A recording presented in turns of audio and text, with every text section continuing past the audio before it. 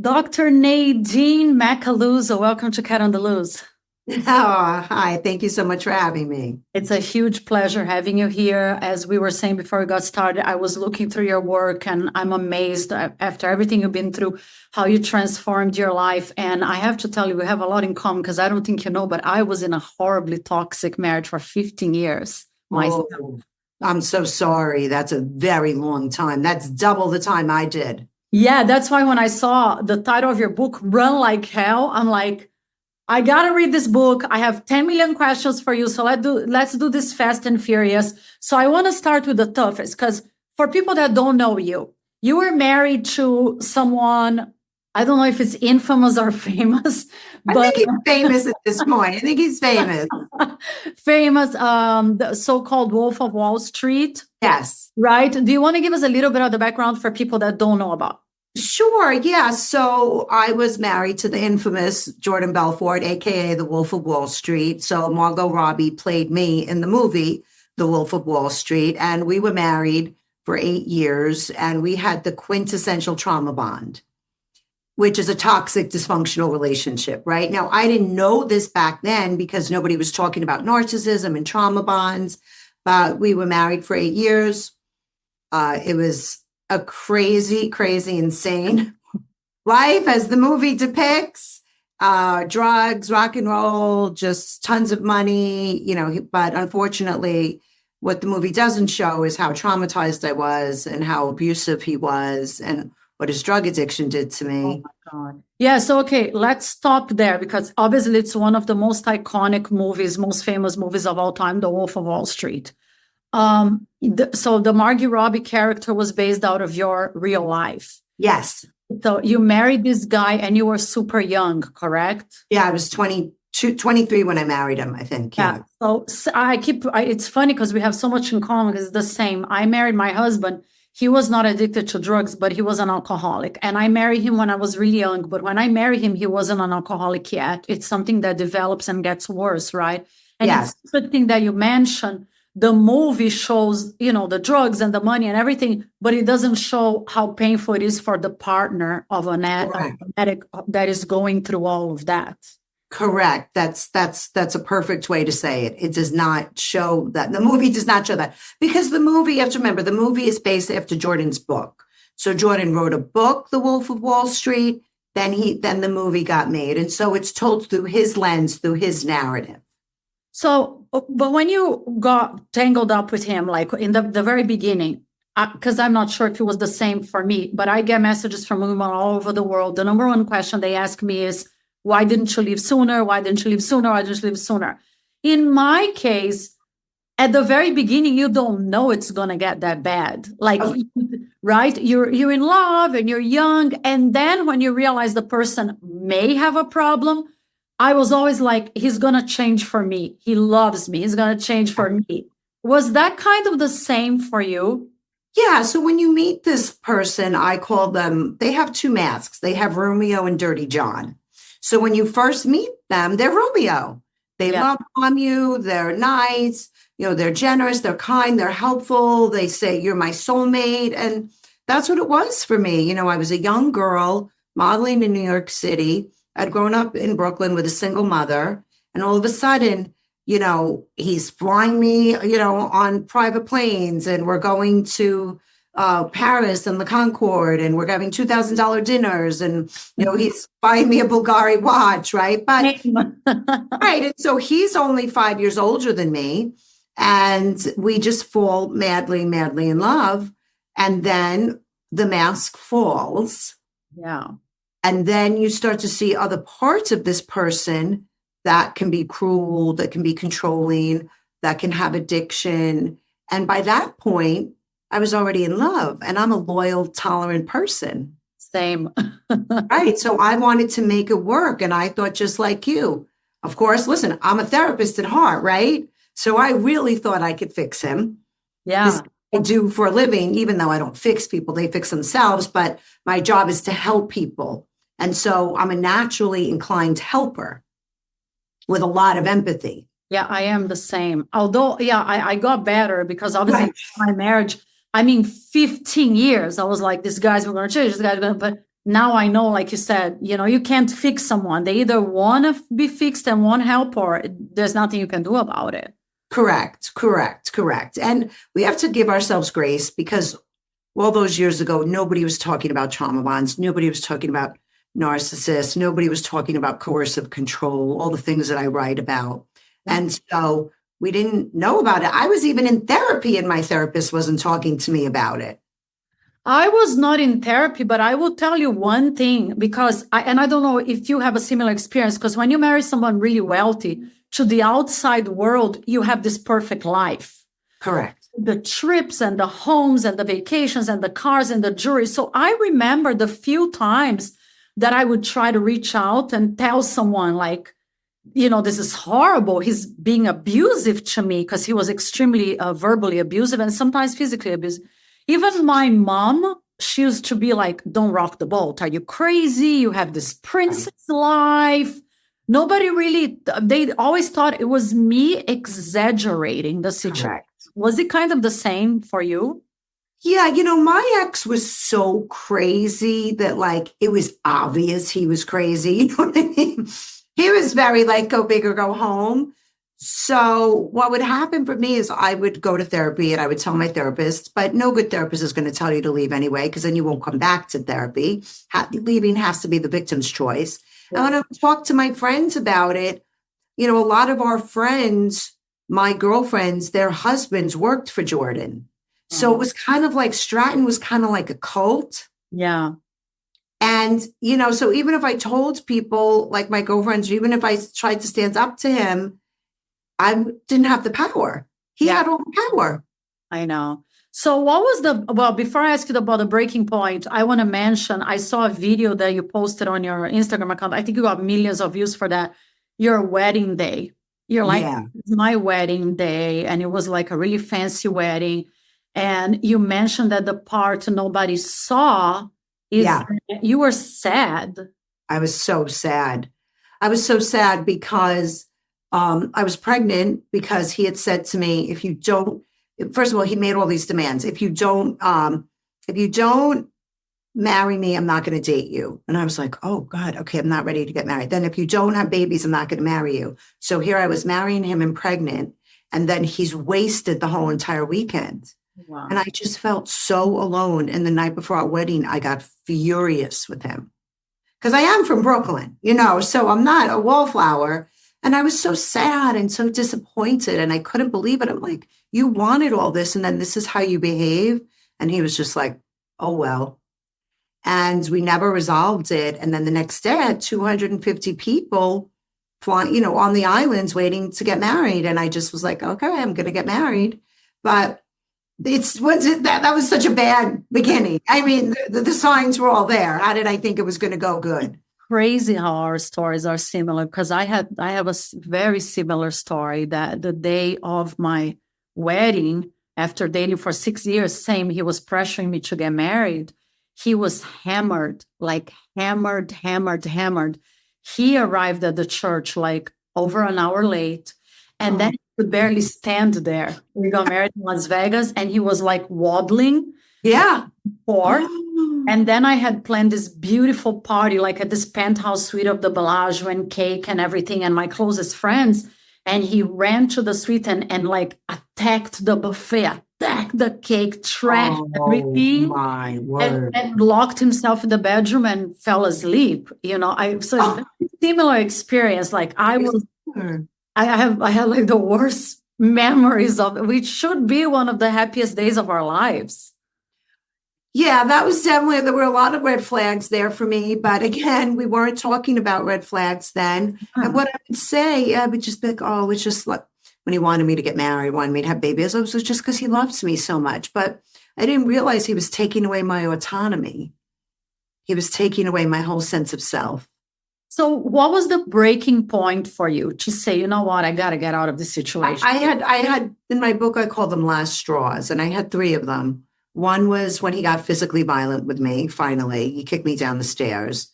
So there's something, even though the emotional and verbal abuse to me feels just as bad or worse, honestly. Yeah, I agree. But there's something about that physicality that snapped me.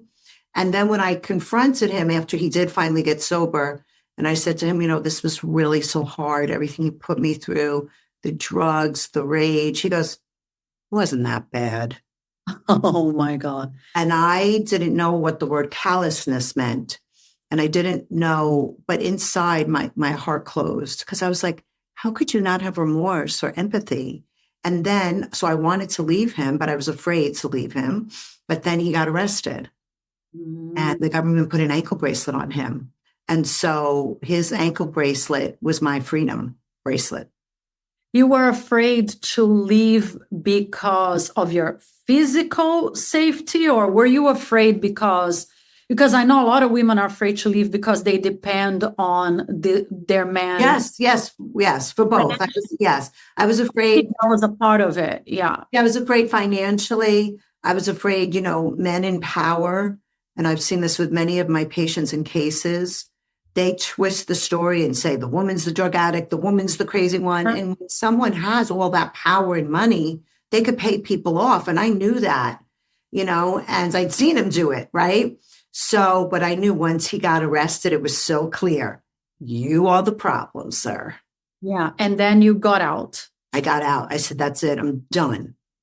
And that's fantastic because, like I said, for me, it was a really long process. And to this day, this happened many years ago. A lot of women and men, everybody asked me, why did it take so long? But can you explain to people out there, why do you think sometimes we take so long to to break free? Yeah. So here's the thing about a trauma bond. It has to have two conditions for it to exist. The first one is a power imbalance, which we've been talking about.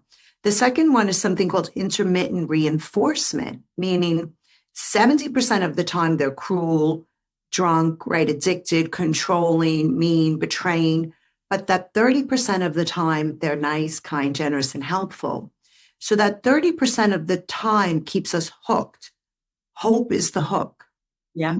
When we see that Romeo part, because I call it Romeo and Dirty John, when Romeo is there, we're like, oh, there's the guy I fell in love with. Plus, they make promises. They're going to change. They're going to grow. They're going to do better. But then their words don't match their actions. And so that's one of the reasons, right? But also, for me, I wanted to keep my family together. I had kids. I wanted to make it work. I genuinely loved him in the beginning. This was a vow that I took very seriously. And also these guys are master manipulators. Mm-hmm. So you're getting manipulated and gaslit the whole entire time. So it's a complex, a trauma bond is a complex process. And I want to mention one more thing. Because of the two masks of Romeo and Dirty John, you have a symptom called cognitive dissonance, meaning you feel totally confused. Is he good? Is he bad? Am I crazy? Is he crazy? Is the relationship good or bad? So you're genuinely confused by the relationship.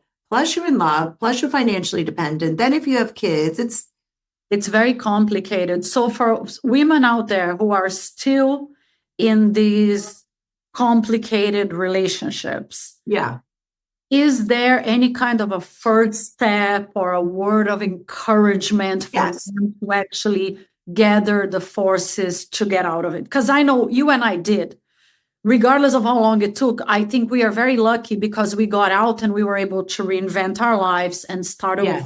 Yes. I get messages from women from all over the world and they say, like, how did you do it? I can't do it. I'm stuck. I depend. And I'm not a doctor, so it's hard for me to respond. Maybe you have some kind of word of. Sure. What I say, first of all, we know that when a woman's going to leave it, this trauma bond is the most dangerous time. And we have to take that very seriously. So what I say, inside when you make that decision, like, I'm not going to stay anymore, don't tell him. Do not tell him. He cannot see you coming. This person who wants power and control over you, if you tell them you're going to leave them, they're going to go crazy. So you have to wear the mask now and act totally normal to their face and plan behind the scenes. Get a lawyer, get a divorce coach, get a good therapist, get all your documents, right? Get a new bank account, get your own credit card, get everything prepared. Maybe go talk to a domestic violence shelter, right? Read my book, right? get really educated, and then at the right time, you leave. I love that. I think that's a great idea. And I even go further. I made the mistake that I was very financially dependent on him because he was so controlling. Right. And the years went by, he made me work less and less and less and less. Correct. He didn't like me to work. He was very jealous. He kept, saying, even now I know he was like humiliating me with phrases like, I make more money in a day than you're ever going to make in a year. Who do you think you are? La, la, la. So towards the end of my marriage, when I wanted to get out, I have very little, like in my bank account, in my name. I literally had to start over from scratch. So I tell women, even if you do marry a multimillionaire, always keep your own sources, right? You have to. You have to. And that's why I say, you know what? Immediately get new credit cards, right? And listen, a lot of times I'll tell women, go to Target and Walmart and just for a year, get gift cards and stack them up at home. That's very clear. Yeah, that's a great idea. Yeah. But it's true. Financial independence, no matter who you are, no matter who you're married to, is very important as a woman. For sure. Oh my God. And the second part, so let's say somebody out there got out of the relationship or is getting organized to get out of the relationship. The second part that is really complicated is to rebuild yourself mentally, right? For me, and that's how I actually started the podcast, because after I left my marriage, I had this mind that I was a piece of shit, that I was worthless. I thought it was normal to be treated like shit by men. So I kept getting tangled up with the same kind of men that were abusive in some way, mistreating. Right. That's how I started Cat on the Loose. I was literally venting, and I realized there's millions of women out there going through the same. My process was actually, believe it or not, doing the podcast and meeting women all over the world and giving them a voice healed me.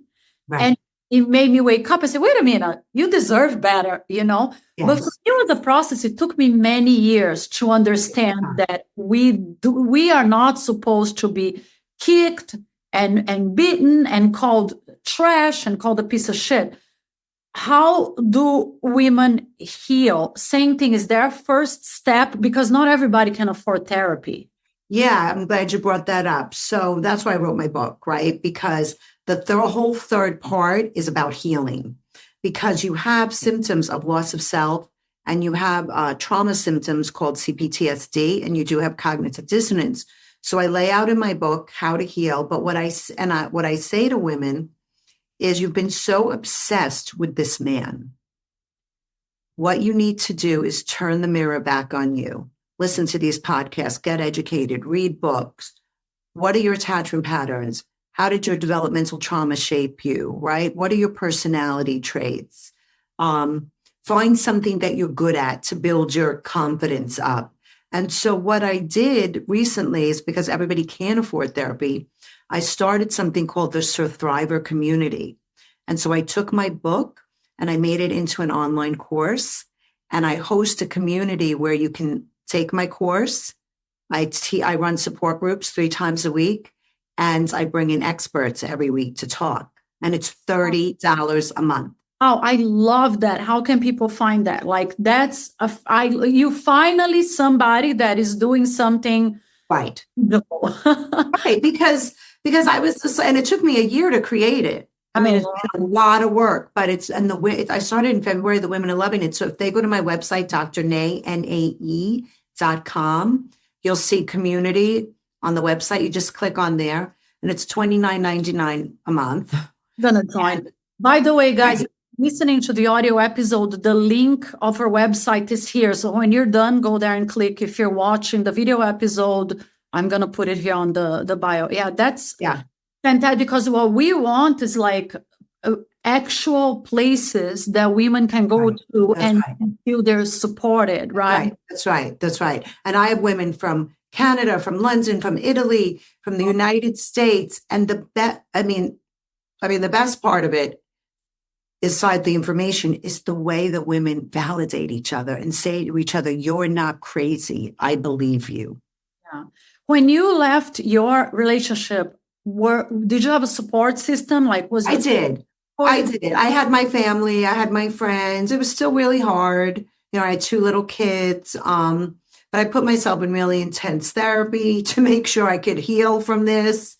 But I did have support, and it was hard to rebuild. But honestly, this is what my mother taught me. When you're in a destructive, toxic relationship, that's destructive pain. When you're struggling in life to try to make yourself better, that's constructive pain. Oh, I love that. Right. So you're even though it's hard and it's painful, you're building a better you, a better life. But and after you became a therapist after Yes. I went back to school. Yeah, I went back to school at 38 to get my master's. Wow, I I'm love a late lady, so I'm 57 now. And then I got my PhD, and then I wrote a book. So you can do anything. I'm a late bloomer. You took all this pain and everything that happened to you, and you literally repurposed and transformed it into a new career.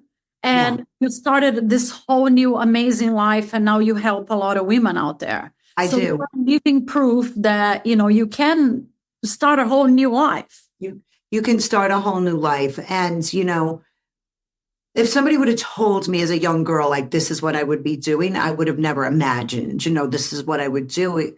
But, I get to take the most ridiculous, misogynistic movie and exploit it to help women everywhere. I mean, I couldn't have written it better if I tried. How did you feel when the movie came out? Did you fine? You properly? Oh, yes. I mean, she was great. It was fine. I thought it was funny. It's a great movie. She was 22. I met her because she wanted to get my accent. And I had nothing to do with the movie. I don't make any money. I took no money when I left my house. They paid nothing. Nothing. That's fair. You know what? Life isn't fair, but it's okay. I would think if they're like, putting literally your life there, and obviously they I know. You would think. It looks like you. She's from Brooklyn. Like, it's literally you on. She's me. Yeah. It's you. Yeah. You think that, you get some kind of participation. I got nothing, and I left with no money. So, but that's okay because my life is didn't have anything. What'd you say? Have a prenup or any money? I had a prenup. But honestly, when he got arrested, the government, we gave him everything. And I didn't want anything because it was all blood money. Yeah. So how do you support yourself and your kids? So I was in the garment business. I had a maternity company. I had a little store and a website and a catalog.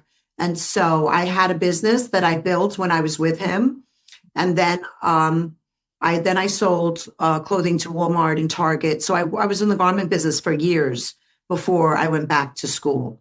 So I did work, but you can do it. Women are amazing. That's why we give birth. That's why we give life. Yes, we are. We are. I think we are much better reinventing ourselves and getting through this type of pain than most men, actually. Yes, I do. And we're living examples. So if you're listening to this, feel hopeful and look for the helpers, because there are, helpers out there that will help you. 1,000,000%. But also another issue. A lot of women, and I, like I said, I was one in the beginning, when they leave a bad, toxic, abusive relationship, they have the tendency of repeating the cycle. Yeah. I have even some girls joke about it, like, the other day, one of my girlfriends said, I like the bad boy. I like the bad boy. But it's not a joke, right? At the end of the day, we are hurting ourselves over and over again. Why do we do that? And is there a way to literally break the cycle? Yes, that's where you have to go. That's why you have to understand how your developmental early years shaped you, because how your parents responded or didn't respond to you wires your brain, heart, and body for love. And you need to know how you're wired for love. But you can rework that wiring so that you don't keep choosing people that abuse you, because all we have to do is turn on the news and see P. Diddy and all these women that, get actually killed by these men, So it really isn't a joke. And, you got to really be careful because you don't want to end up with one of them if you don't have to, right? Like, if you can avoid it, why not fight to, like, you need to fight to avoid it. Get educated. Yeah, and you don't want to go back, like you don't want to leave one and get into another one like I did. I kept literally getting tangled up with horrible men. And what broke the cycle for me, like I said, my therapy was the podcast, because I kept listening my stories out loud and I'm like, are you fucking crazy? You know, I started thinking that, why are you putting up with this shit? So Yeah. to me, speaking my stories out loud made me realize that, you know, you got to stop it. But if somebody does not have a podcast, or if they cannot afford to do therapy every single day, Yeah. any kind of mental exercise or any kind of exercise that they can do to understand that they deserve better than another bad boy. Yeah, you know, the thing is that I think that we all have an inner critic, and a basic exercise that find out what your inner critic says to you. You don't matter, you're not worth it, you're not good enough, you're broken, you have to be perfect to be loved, you know. Find out what your inner critic says to you and then write an opposite affirmation. You don't have to feel the affirmation.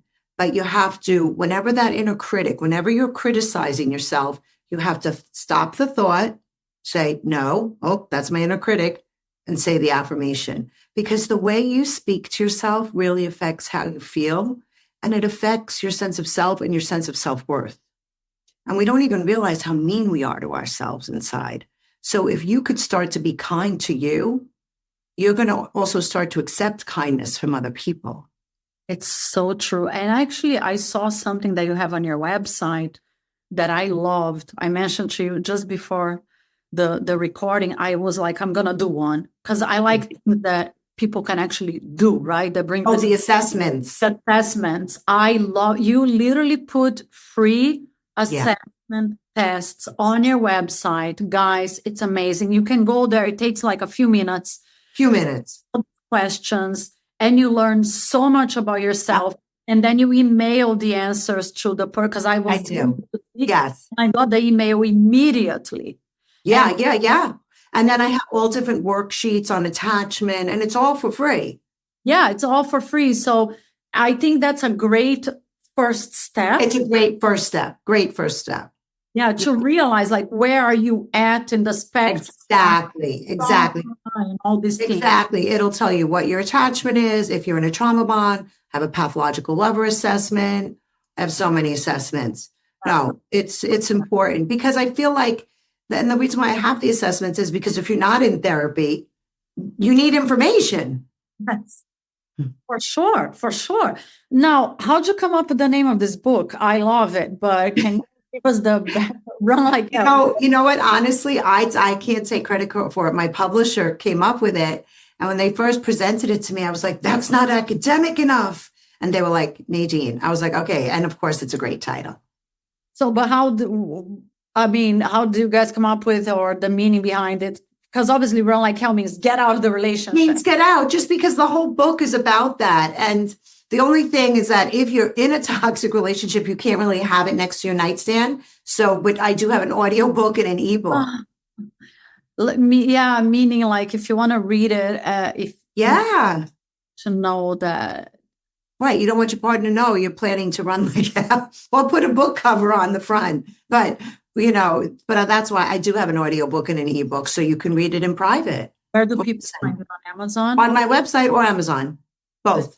What's the most important take from it? Like if people, well, I'm saying women because I feel this, It is women. Yeah. The most important take is that abuse is never your fault. The abuser will try to blame you. The abuser will say, you made me do this. But if somebody's addicted to drugs or alcohol or somebody's abusing you, you did nothing to cause it. It's their responsibility, but it is your responsibility to heal. I love that you said that because it's so true. Like in my case, during my marriage, so many times I thought I was doing something wrong. Right. Like every time he would call me names or attack me or abuse me physically, verbally, I would feel like I did something bad. Exactly. we feel like, okay, I'm not being a good enough wife. Why did I piss? I remember I used to say that to me. Why did I piss him off so much? Right. Right, but you didn't. Trust me, if he wasn't married to you, he'd be treating his other whatever wife he had the same exact way. For sure. But I know that's the number one thing that a lot of women out there say, I can't get out. Number one issue, financial. If somebody depends on their husband 100% and they are being abused and they don't know how to get out. Yeah. Any suggestions? Yeah, I would say get a little job. On the side? Yeah, just try to get a little job. Become a virtual assistant. You know, a lot of these guys, especially, they don't let them. Yeah, they don't let you work. I know. And then, yeah, and I would say then, you know, join my community. That would be the first thing, or go to a domestic violence shelter, and they will come up with a plan for you. Anything is better than staying, right? Because I think abuse just gets worse. Abuse only escalates, and the only way to end abuse is to leave. Yeah, I love that. Thank you so much. So much incredible, amazing information. Last but not least, did he ever like reach out to you? Oh, you know, listen, we raised two children together. My daughter's 31. She's a therapist. My son's 29. They're great. Yeah, when I moved to California, and him and I became friends. Now he doesn't love so much that I'm posting about him all the time, but oh well.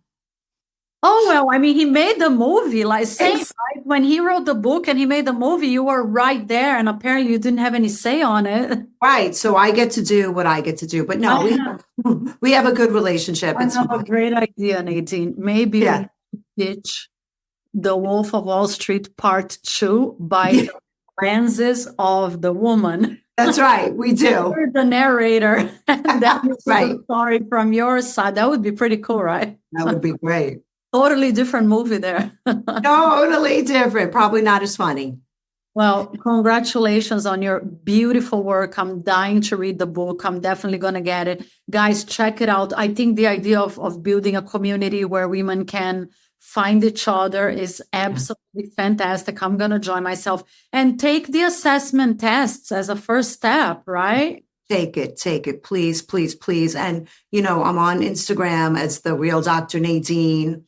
You know, hit me up in the DMs. I love to say hi to everybody. Visit my website, 𝐷RNadine.com. Read the book, Run Like Hell. And that's a great start to get out of a toxic relationship. Absolutely. So I'm going to repeat. The Instagram is The Real Dr. 𝐷RNadine. The website is Doctor. It's 𝐷RNAE.com.